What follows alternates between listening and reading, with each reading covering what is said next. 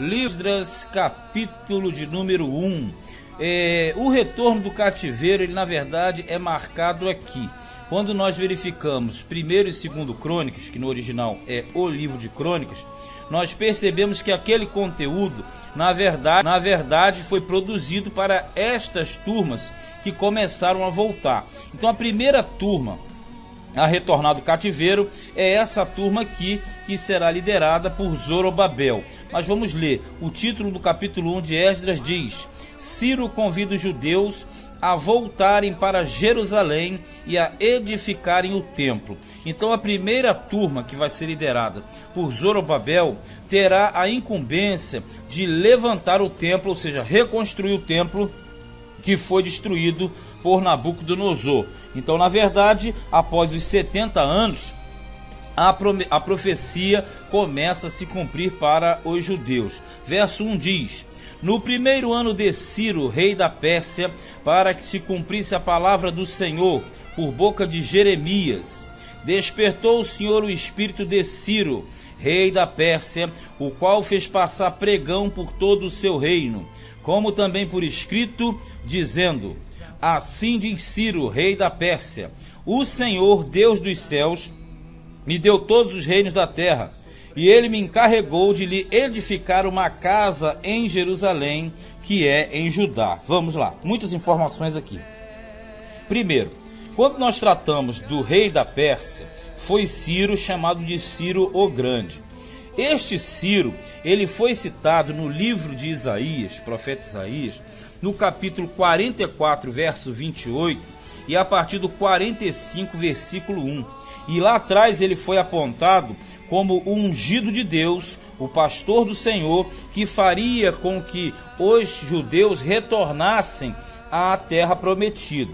E isso acontece praticamente 70 anos após o início do cativeiro babilônico. Mas o cativeiro babilônico, você deve lembrar, ele foi executado em 3 turmas. A primeira turma em 606 aproximadamente a.C. A segunda, mais ou menos 596 a.C. E a terceira em torno de 586 a.C. Foram aquelas 3 turmas. Então, quando nós tratamos dos 70 anos, a contar da primeira turma, 606, isso vai bater mais ou menos em 536, ok? O início da primeira turma. Só que aqui diz que quando o rei Ciro assumiu o seu primeiro ano, ele decretou uma ordem de retorno. E Ciro, ele assumiu o domínio mundial, tomando o Império Babilônico. E isso aconteceu em torno de 539, 538. Não existe um estudo fechado, existem oscilações. Então, na verdade, nós trabalhamos aqui com a questão de 536, quando a primeira turma retorna. Então, na verdade, ele teria dominado a Babilônia em torno de 538, para 537, até sair a ordem, até fazer aquele recolhimento dos judeus. Então nós chegaríamos aí a 536 antes de Cristo aproximadamente, porque aí você vai bater essa primeira turma de retorno com a primeira turma que foi para o cativeiro, ok? Aí aqui diz mais no verso 1, no primeiro ano de Ciro, rei da Pérsia, tá, para que se cumprisse a palavra pela boca de Jeremias. Você pode falar, mas não foi Isaías? Não, Isaías foi o que eu falei, ele disse quem seria o responsável pelo retorno. Jeremias, ele determinou o tempo do cativeiro. É aí que a gente não pode confundir. A profecia de Jeremias, na verdade, ela abordava o tempo do cativeiro. Aí você já tem que conferir em Jeremias capítulo 27, versículo de número 5. Então aqui tem os 2 profetas envolvidos. O Jeremias com a questão do tempo de duração 70 anos, ok? E Ciro e Isaías com a questão de dar o nome ao imperador que daria a ordem do retorno, no caso Ciro o Grande. Então tudo isso acontece como cumprimento do que Deus havia prometido sobre o seu povo. Então ele fez passar um pregão. O que é um pregão? Um anúncio em todo o império, por todo o seu reino, por tudo aquilo e mais por escrito também. Por isso que nós falamos o seguinte: no primeiro ano de Ciro, ou seja, em torno de 538, ele dá a ordem, mas até se você juntar todo esse povo e a turma partir, chegaríamos a 536. Eu acho que me fiz o mais claro possível, mas tem mais coisas a falar aqui. Aí no versículo 2, nós lemos que o Ciro, ele quando dá essa ordem, ele fala que o Deus dos céus, o Senhor, lhe deu essa ordem, encarregou. Você fala assim, mas peraí, como é que um rei pagão, que não serve a Deus, sabe que foi o Senhor, Deus de Israel, que deu a ordem para que ele reconstruísse ou edificasse a casa do Deus de Israel? Vai entrar numa outra questão. A política da Pérsia, a política da Pérsia era diferente da política de Babilônia. A Babilônia, ela transportava os povos para evitar possíveis motins e rebeliões. Já os persas, a política deles era diferente. Os persas queriam que os povos voltassem para as suas terras, para edificar o templo aos seus deuses e automaticamente trazer bênçãos para os imperadores. Por isso que quando Ciro decreta o retorno, ele está agindo dentro de uma legalidade que era comum no Império Persa. Outro sim, você pode falar assim, como ele tem essa informação apurada? Aí você entra com o fator Daniel. Por que o fator Daniel? Porque Daniel foi mandado para o cativeiro justamente com a finalidade de esclarecer esses domínios mundiais do Senhor que ele realizava e realiza sobre todo o planeta Terra. Visão essa que não existia para o israelita naquela época. Então, na verdade, Daniel, que foi aquele que decifrou o sonho da estátua de Nabucodonosor, aquela estátua em várias partes, o próprio Daniel, ele esteve presente tanto no reinado de Babilônia, do Império Babilônico, quanto também ele adentrou ao Império Persa. Então, atribui-se a Daniel a possibilidade, não a certeza, mas a possibilidade de ter sido ele o informante, um informante que passou ao imperador Ciro que as escrituras citavam o nome dele, que Deus tinha falado dele, que ele era o responsável pelo retorno. Mas se não foi Daniel, com certeza foi um discípulo de Daniel, um sucessor de Daniel ou algo assim, porque nenhum outro elemento teve tanta influência no passo real como o profeta Daniel. Ele já foi para o cativeiro justamente com essa missão, a missão de estar lado a lado com os principais imperadores do mundo daquela época. Então Ciro sabe que ele tem uma missão, e ele faz essa missão se cumprir, enviando a ordem para que todos subissem. Aqui no 3 ele diz, quem há entre vós, de todo o seu povo, seja seu Deus com ele e suba a Jerusalém, que é em Judá, e edifique a casa do Senhor, quer dizer, o templo, Deus de Israel. Ele é o Deus, olha aqui, que habita em Jerusalém. Então são muitas informações profundas para um elemento pagão que não tinha o mínimo de contato com o Deus de Israel. Mas ele traz essa missão. Ele cumpre a profecia que estava relatada a respeito dele. Então, na verdade, os judeus exilados começarão a formar um grupo, e esse grupo será a primeira turma de retorno do cativeiro. Versículo de número 4.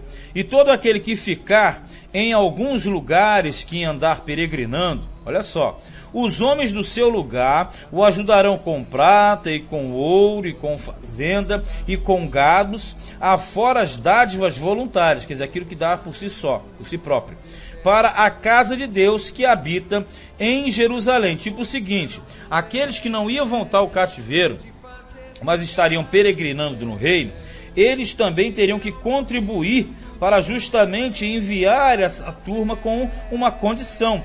Então, na verdade, o Império Persa não somente ele favorecia o retorno, como ele fornecia os meios e os recursos para que o templo fosse edificado ou reedificado. Verso 5.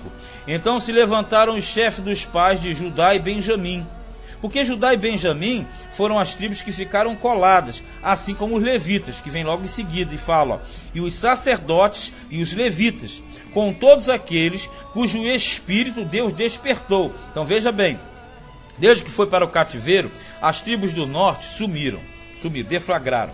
Já a tribo de Judá permaneceu, e Benjamim foi, na verdade, incorporada a Judá. e mais os sacerdotes levitas que também ficaram juntos a Judá. O que acontece aqui? Nós teremos justamente um grupamento misto envolvendo judeus, benjamitas e levitas. E aqui diz que o Espírito de Deus foi quem despertou isso.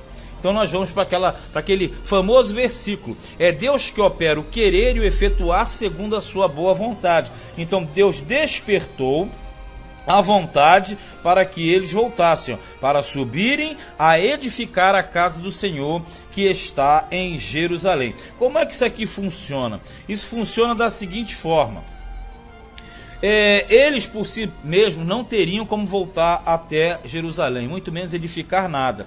Mas o próprio Deus criou os meios, as maneiras e os recursos para que eles voltassem a Jerusalém. Vamos entender por quê.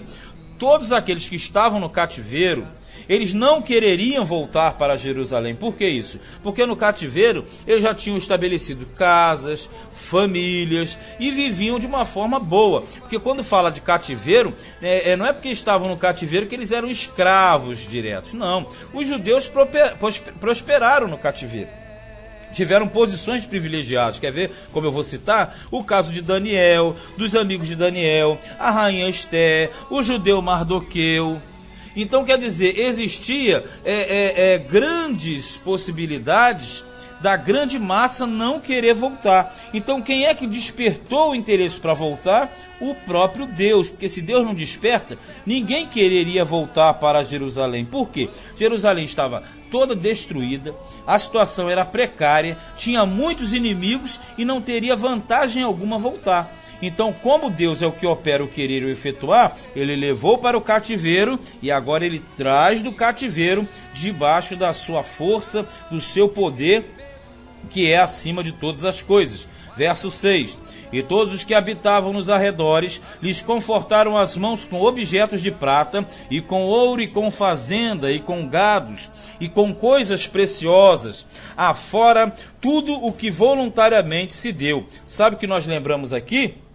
Da saída do Egito. Quando Israel saiu do Egito, os egípcios deram grande riqueza a Israel.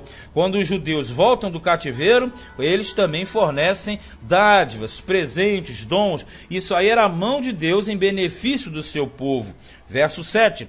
Também o rei Ciro tirou os utensílios da casa do Senhor, que Nabucodonosor tinha trazido de Jerusalém, e que tinha posto na casa de seus deuses. Porque geralmente, quando se trazia elementos de uma determinada divindade, você colocava na casa do seu Deus, para mostrar que o teu Deus era superior. Então aqui o Ciro, ele manda recolher todos os utensílios que foram levados por Nabucodonosor, para que estes fossem trazidos novamente a Jerusalém. 8. Estes tirou Ciro, rei da Pérsia, pela mão de Mitredate, o tesoureiro, que os deu por conta a Sesbazar, príncipe de Judá. Veja, o príncipe de Judá que aparece aqui é chamado de Sesbazar. Só que vai ter uma polêmica aqui, uma demanda. Por quê? Sesbazar, ele aparece no capítulo 1. Quando chegar no capítulo 2, o Sesbazar some e aparece o Zorobabel. O que vai acontecer? Se o Sesbazar aqui é chamado de príncipe de Judá, e nós sabemos que o príncipe era o da linhagem real, era o consequentemente seria rei, e não foi mais, porque não existia mais rei só o imperador, e havia o quê?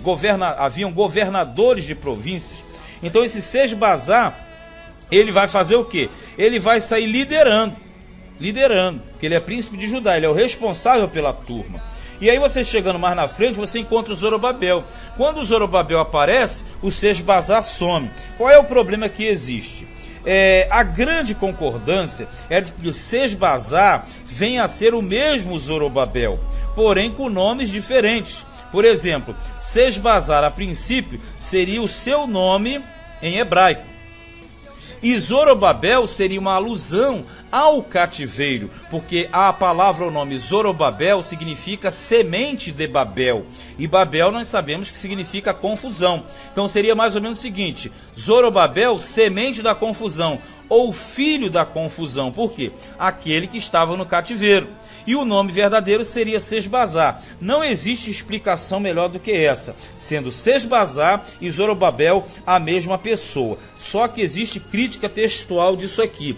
Muitos não concordam que eles sejam a mesma pessoa, só que esbarram nesse problema. Quando um aparece, o outro some. E um fato mais agravante ainda para a compreensão é o seguinte: se você for em 1 Crônicas, capítulo 3, ali fala de Zorobabel, e não aparece o nome de Sesbazar na genealogia. E se você for lá no início do Evangelho segundo Mateus, no capítulo de número 1, nas genealogias, você vai verificar que no período da deportação, no versículo 12, aparece justamente o Zorobabel. Diz assim, ó: e depois da deportação para a Babilônia, Jeconias gerou a Salatiel, e Salatiel gerou a Zorobabel. Veja, então ali na genealogia aponta sendo Zorobabel, filho de Salatiel, filho de Jeconias. Quem é o Jeconias? É o Conias, aquele rei que foi transportado para a Babilônia, que era chamado de Joaquim. Então o Joaquim era o mesmo Jeconias, que era o mesmo Conias, que era pai de Salatiel e avô de Zorobabel. Sesbazar simplesmente não aparece. Mas essa é uma linha teológica. Muitos dizem que não são a mesma pessoa, mas fica difícil de você ter dois príncipes de Judá. Na verdade, um príncipe existia, que era o Sesbazar. Quando chega no capítulo 2, aí já some o Sesbazar e aparece o Zorobabel. Tem que ter uma boa vontade para entender isso aqui. Embora seja complicado, é totalmente compreensível. Versículo de número 9. E este é o número deles: 30 bacias de ouro, 1000 bacias de prata, 29 facas, 30 taças de ouro, 410 taças de prata, de outra espécie e 1000 outros objetos. Qual é o outro problema que tem aqui? É porque essa marcação do 9 e do 10 não vai bater com 11, porque no 11 diz assim, ó: todos os utensílios de ouro e de prata foram 5.400. Todos estes levou o Sesbazar, quando os do cativeiro subiram de Babilônia para Jerusalém. Então o problema que tem aqui, de repente você não percebeu com o olho, é que a soma dos versículos 9 e 10 é inferior ao total que aparece no versículo 11, 5.400. Qual é a melhor explicação para isso? Porque uma hora ou outra aparece um atribulado e um advogado do diabo e vai te botar na parede perguntando. A resposta aqui básica é o seguinte: os versículos 9 e 10, na verdade, eles têm uma conta superficial. E quando termina o versículo 10, fala assim: prata de outra espécie e 1000 outros objetos. Mais ou menos o 1000, como nós falamos, sempre citamos, 1000 é um número que fala grande quantidade. Então o fechamento do verso 11, na verdade, seria a soma do que foi relatado e mais outras coisas que não entraram nas relações dos versículos 9 e 10. Mas a verdade é, o capítulo 1, você viu que ele é pequeno na escrita, mas é grande nas informações. Você tem o quê? O retorno da primeira turma do cativeiro. Tudo isso aconteceu por uma inspiração de Deus que veio ao imperador Ciro, que era o rei da Pérsia. E no capítulo 2, essa lista vai vir com o Zorobabel. E como eu falei, aparece o Zorobabel, some o Sesbazar. Aparece o Sesbazar, some o Zorobabel. A compreensão é objetiva, que eles venham a ser a mesma pessoa, embora muitos contestem e não aceitem esta versão. Este foi o livro de Esdras, capítulo de número 1.